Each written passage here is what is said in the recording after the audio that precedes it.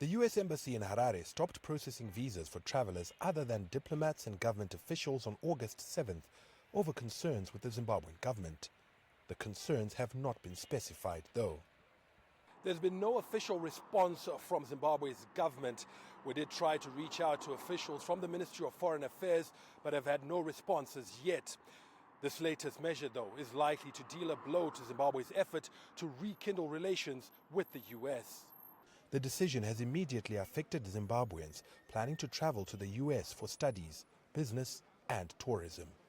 What I see is that the U.S. is giving us a very, very bad indication of their intentions. What happens to the students that were probably just going to go to start uni in September? They're terribly inconvenienced. It just means that both the students and the universities are put in a quandary because there will be financial implications of this.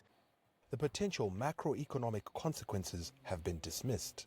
Well, I don't think it's going to have a very big adverse impact on Zimbabwe economically, given that I think the influence of America in Zimbabwe has been lessening over time.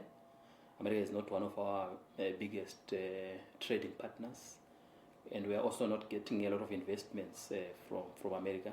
In fact, it could even encourage us to continue to strengthen ties with other countries. Despite this, concerns have been raised about the excessive nature of the suspension, with recommendations that visa irregularities be handled on a case-by-case basis.